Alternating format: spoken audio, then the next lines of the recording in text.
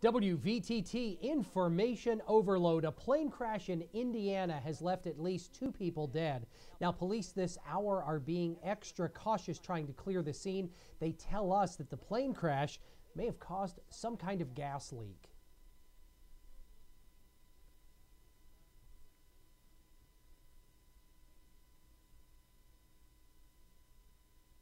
Now, the private jet hit at least 2 homes on the ground when it crashed. 2 people inside the jet were killed.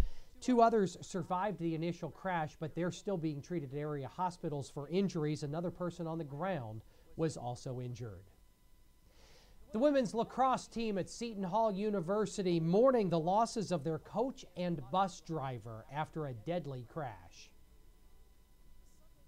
Players wore their uniforms to a memorial mass on Sunday. The team was on the way to a game Saturday when the bus went off the Pennsylvania Turnpike and crashed into a tree. It's still not clear why. The crash killed the driver and team's head coach, who was pregnant. Several players were also hurt. All classes this morning at the University of Central Florida were canceled following the discovery of a student's body and explosives. Authorities evacuated 500 students from a dorm building after someone called 911 and reported a person with a gun. Police arriving at the building found a person dead inside a dorm room of an apparent suicide. They also found an assault weapon and what they call improvised explosive devices. The Orlando campus will be closed while police and federal agents investigate. In eastern Tennessee, nearly 3 dozen cabins have gone up in smoke as a wildfire continues to spread. The massive fire started in the brush Sunday afternoon.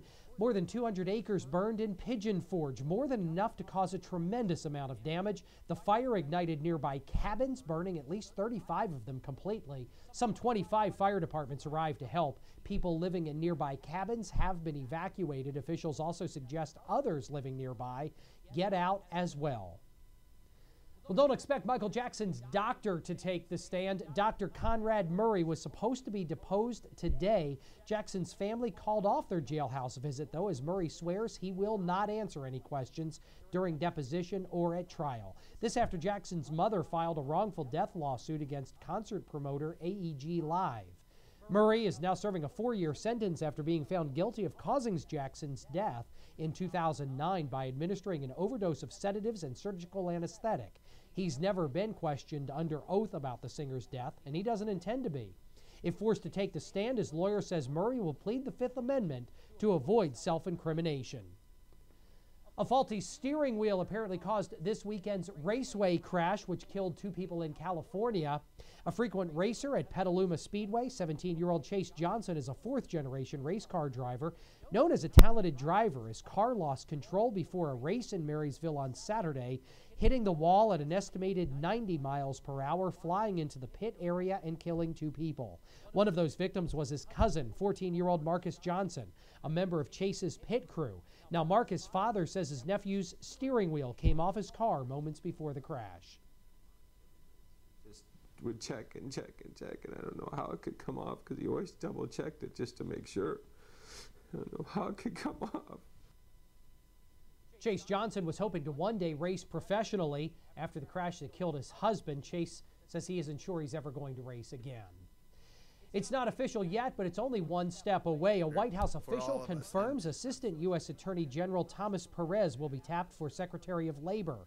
Earlier this month, CNN's Jessica Yellen reported that Perez will be named to that position in the Obama administration. President Obama has now formally nominated Perez. He currently heads the Justice Department's Civil Rights Division. That's WVTT's Information Overload.